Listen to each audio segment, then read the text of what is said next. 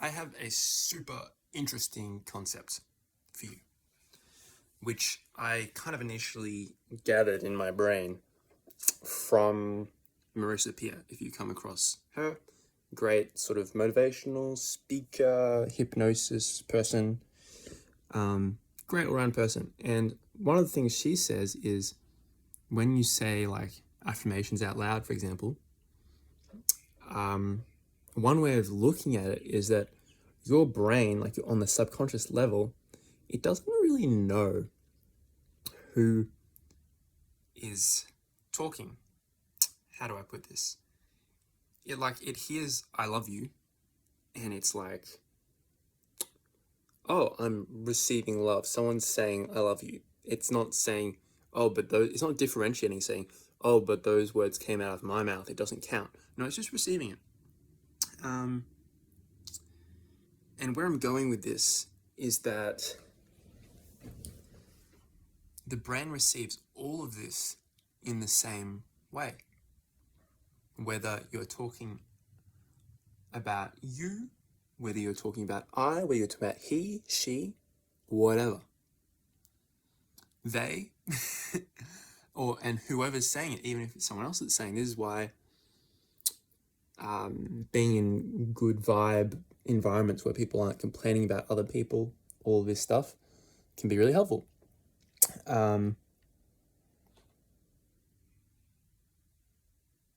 Because if you can apply this to another situation, let's say someone around you, you hear them, they're gossiping. Maybe they're gossiping about you, but they don't realize you're in earshot. They say, oh, he's such a dickhead, whatever. Then you can see how that affects you, right? But if your subconscious mind hears someone else say, he's a dickhead, but they're not talking about you, they're talking about someone else, the subconscious mind is still internalizing that.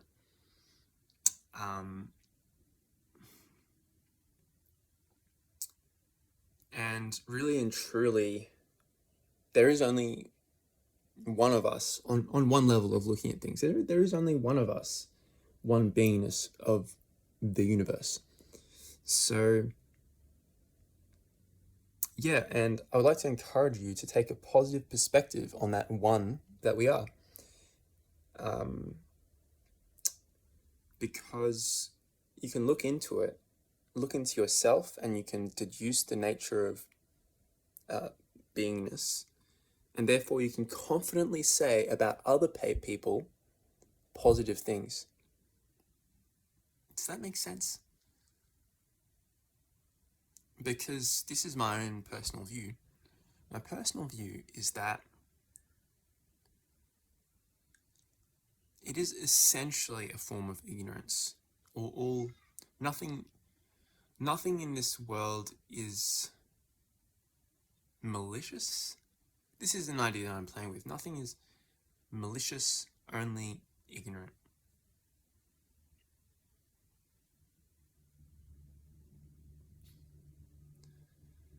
It's a big one, isn't it? Really big one. And there's so many layers to it where it can be taken the wrong way. So I want to be a bit careful. But yeah, it's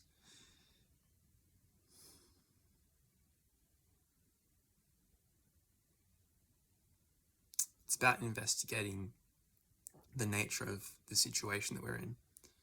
And the better the understanding of the nature of the situation that you and I are in, this experience of life, essentially all of our purpose is to express and experience love to the highest degree possible. I believe that everyone's goal is this, because from my perspective, love and joy are actually the same thing. And everyone wants to experience joy, right? Experiencing joy and experiencing love are one and the same. Okay.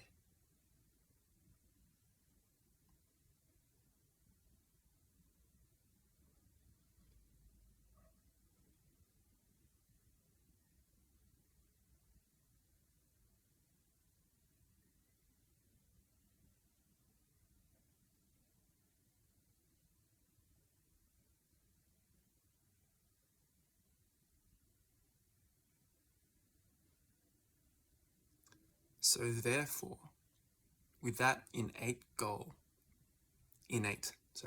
that each of us carries, that's our compass innately. So how we act, all of us, is based on how we conceive that the world operates. What's the nature of the situation? What's the nature of this situation? What are the rules of this game? How does the world operate? And depending on how you see the world operating, that will change how you attempt to express and experience the highest levels of love. And this kind of comes into scarcity versus abundance mindset, I would say. Yeah, definitely.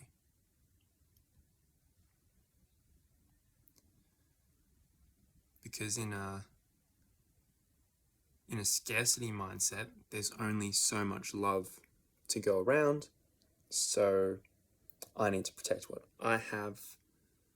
I don't have enough love to spare to give love to other people, and I don't have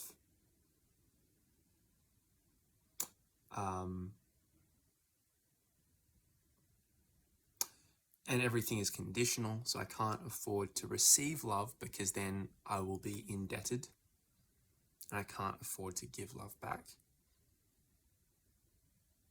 So yeah, those are just some thoughts I'm playing around with. I love you.